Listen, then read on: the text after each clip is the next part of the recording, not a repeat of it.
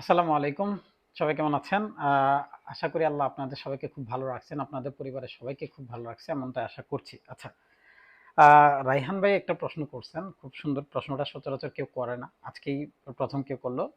উনার প্রশ্ন হচ্ছে ক্যাপিটাল মার্কেট থেকে উইকলি, মান্থলি বেসিসে সারা বছর ইনকাম করা আদৌ সম্ভব কিনা? অর্থাৎ আমি জানতে চাচ্ছিলাম সেটা হচ্ছে শেয়ার বাজারকে রেগুলার পেশা হিসেবে নেওয়া যায় কিনা? যদি সেটা সম্ভব হয় তাহলে কিভাবে কি প্রসেসে করা যায় একটু সংক্ষেপে যদি নেক্সট ভিডিওতে বলতেন। আচ্ছা, প্রথম যে ইস্যুটা সেটা হচ্ছে মান্থলি উইকলি বেসিসে যদি সারা বছর ইনকাম করা যায় কিনা, সেটার উত্তর যদি দিতে হয় তাহলে আমি ট্রেডিং এর বাইরে পার্সোনালি কিছু করি না। সেটা আপনাকে এবার যে জায়গাটা ক্লিয়ার করি। আপনাকে সবার আগে এটা জানতে হবে আপনি যখন ট্রেডিং করতে আসবেন, আপনি আসলে কোন ট্রেডিংটার সাথে সম্পৃক্ত হতে যাচ্ছেন সেটা ইম্পর্টেন্ট। ধরেন বাংলাদেশ মার্কেটে যদি আপনি সম্পৃক্ত হতে যান তাহলে আপনাকে একটা বড় অঙ্কের টাকা আনতে হবে। কেন টাকাটা আনতে হবে? কারণ বাংলাদেশ মার্কেটে বাই এবং সেল দুটা করা যায় না এবং এখানে অপশনের সুযোগ নেই। আপনার যে মূলধন সে এখানে মার্জিন নেওয়া যায়, বাট আমি পার্সোনালি মার্জিনকে অনেক বেশি পছন্দ করি না, এই কারণে মার্জিন ইউজ করি না। তো নন মার্জিনই আমি ট্রেড করি। তো নন মার্জিনে আপনাকে যদি ট্রেড করতে হয় তাহলে সেক্ষেত্রে আপনাকে টাকাটা একটু বড় আনতে হবে। আচ্ছা, এখন ফ্যাক্ট হচ্ছে উইকলি মান্থলি বেসিসে সেটার ইনকাম করা যায় কিনা। ব্যাপারটা হচ্ছে আপনি আসলে কোন ধরনের টাইম ফ্রেম ইউজ করবেন সেটা সম্পূর্ণ আপনার পার্সোনাল ইস্যু। আর এটার জন্য আপনাকে সবার আগে ওই টাইম ফ্রেম কিভাবে ইউজ করতে হয়, কোন কোন জায়গাগুলো দেখতে হয়, এবং এটা আসলে এটার লাইবিলিটিটা কি, ওই প্রাইস প্যাটার্ন বা ওই প্রাইস অ্যাকশন ওইখানে কি ধরনের তৈরি হচ্ছে সেটা আমাদেরকে জানতে হবে। আচ্ছা, এরপরে হচ্ছে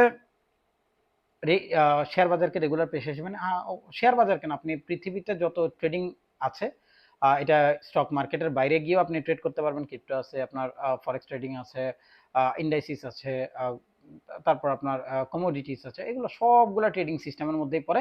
বাংলাদেশে ইলিগাল যদিও, বাট আপনি চাইলে দেশের বাইরে গিয়ে যদি আপনার মোটামুটি জ্ঞান থাকে আপনি বাইরে গিয়েও ভালো একটা ইনকাম করতে পারবেন। আচ্ছা, বাংলাদেশ মার্কেট থেকে ইনকাম করা ইজি কেন? কারণ এখানে আপনার লসের প্রবাবিলিটি অনেক কম, যেটা আমাদের ফরেন এক্সচেঞ্জ মার্কেটে অনেক বেশি হাই। 95% লোক এখানে লস করে। বাংলাদেশ মার্কেটেও 95% লোকই লস করে, না ভুল বললাম, 98% লোক লস করে।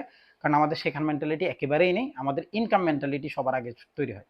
তো এখানে সবাই যারা আসতেছে, যেই আসতেছে সবার আগে তাদেরকে একটা জিনিসের মানে এরকম করে মানে বোঝানো হয় যে এখানে অনেক টাকা, বা আপনি টাকা নেন, টাকায় টাকা করবে। ব্যাপারটা একেবারে সেরকম না। এটা টাকায় টাকা করে তাদের জন্য যাদের কাছে জ্ঞান আছে, যারা এটা সম্পর্কে খুব ভালো জ্ঞান রাখে। অমুক ভাই তমুক ভাই নিয়ে যারা পড়ে না, মোটামুটি এটা নিয়ে চর্চা করতে থাকে, জানতে থাকে, ওরা হয়তো মার্কেট থেকে কিছু টাকা পয়সা ইনকাম করতে পারে, কারণ তারা একটা রুলস অ্যান্ড রেগুলেশনস মেনটেন করে। রুলস অ্যান্ড রেগুলেশনস কোথায় মেনটেন করা হয়? মার্কেট রুলসের মধ্যে দিয়ে চলে।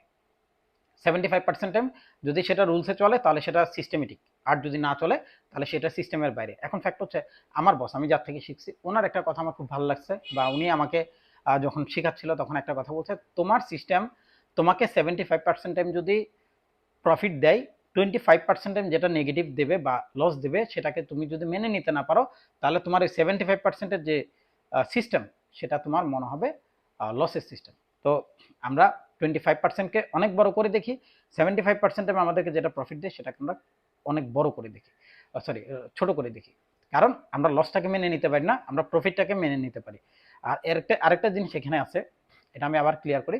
এটা হচ্ছে আমাদের যখন কোনো একটা ট্রেড লসে যায়, সেটা আমরা 2 বছর, 3 বছর, 4 বছর পর্যন্ত কি করি, ঝুলে থাকি। এই রিসেন্টের ঘটনাই বলি। আমাকে একজনে প্রায় ফোন করতো। উনার সাফকো স্পিন, হ্যাঁ সাফকো স্পিনই 21 টাকা করে কেনা ছিল, 20 টাকা সামথিং, 20 টাকা 40 পয়সা। উনি 3 বছর ধরে আটকে আছে, এটাতে ওনার কোনো প্রবলেম নেই, কিন্তু যেটা যখনই সেটা 21 টাকা 20 টাকা 40 পয়সা পার হয়েছে, 21 টাকায় গেছে, উনি কিন্তু পাগল হয়ে গেছে বের হয়ে যাওয়ার জন্য। কেন? আমাদের ওই জায়গাটা আসলে ম্যান সাইকোলজির মধ্যেই আছে, যে আমরা প্রফিট ধরে রাখতে পারি না, আমরা লসকে ক্যারি করতে পারি। লস ক্যারি করার মেন্টালিটি থেকে বের হয়ে আমাদেরকে লসকে ছোট ছোট করে টেক করতে হবে, প্রফিটকে বড় করতে হবে। আদারওয়াইজ এখানে প্রফিট করা সম্ভব না। এটা গেল একটা পার্ট। আচ্ছা, এরপরে প্রসেস কি, উনি জিজ্ঞেস করছে যদি এটা সম্ভব হয় তাহলে কিভাবে প্রসেস করা যায়। তো প্রসেসটা হচ্ছে ভাই আপনাকে শিখতে হবে, শেখার 1000 জায়গা আছে, 1000 জায়গা আছে। আমি সবাইকে, আমার যারা স্টুডেন্ট আছে, স্টুডেন্টের বাইরে আছে, আমি সবসময় একটা কথা বলি, আপনি যখন কোনো একটা সিস্টেম শিখবেন, হোয়াট এভার সিস্টেম, এটা যে কোনো কিছু হতে পারে, এটা ক্রস ওভার হতে পারে, এটা ম্যাকডি হতে পারে, এটা আরএসআই হতে পারে, এটা সাপোর্ট রেজিস্ট্যান্স হতে পারে, হোয়াট এভার, যেটাই শিখবেন ওটার মাস্টার হতে হবে আপনাকে। একটা একটা শিখেন, একটারই মাস্টার হন। আপনি সাপোর্ট রেসিস্টেন্স করবেন, ভাই আপনি ওটার মাস্টার হন। আপনি ফিবোনাচ্চি দেখবেন, আপনি ওটার মাস্টার হন। আপনি ট্রেন্ড লাইন দেখবেন, ট্রেন্ড চ্যানেল দেখবেন, ভাই ওটার মাস্টার হন। আপনি চার্ট প্যাটার্ন দেখবেন, ভাই ওটার মাস্টার হন। যেটা করেন ভাই ওটার মাস্টার হন। আপনি ইন্ডিকেটর দিয়ে ট্রেড করবেন, ভাই ওটার লেগিং গুলা খুঁজে বের করেন। ওটার পজিটিভিটি বের করার দরকার নেই, আপনি লেগিং গুলা খুঁজে বের করেন। কারণ যখন কোনো ইন্ডিকেটর আমরা ব্যবহার করতে যাই, আমরা ওটার আগ পিস কিছুই দেখে না আমরা ওটা ইউজ করা স্টার্ট করি। ইন্ডিকেটর জিনিসটা কি, ইন্ডিকেট যে করে, আমরা এটাকে আমাদের থাম অফ রুলস হিসেবে নিয়ে নিই, না এটা করা যাবে না। আমরা হচ্ছে যখন আমাদের সিস্টেম থাকবে, ওই সিস্টেমকে হয়তো আপনি একুরেট আরেকটু বেশি করার জন্য ইন্ডিকেটর ইউজ করতে পারেন, বাট ইন্ডিকেটর দিয়ে ট্রেড করবেন এই আশা ছেড়ে দেন। কারণ এটা দিয়ে আপনি যদি ট্রেড করতে যান, আলটিমেট আপনি লসের প্রবাবিলিটি বেড়ে যাবে। কেন, আমাদের যে ইন্ডিকেটরগুলো আমরা পার্সোনালি পাই বা মার্কেটের সাথে যাই, সেগুলো কিন্তু লেগিং ইন্ডিকেটর, অর্থাৎ সে রেডি হওয়া, মার্কেট রেডি হওয়ার অনেক পরে গিয়ে সে আপনাকে কি দিচ্ছে, ইনফরমেশন দিচ্ছে।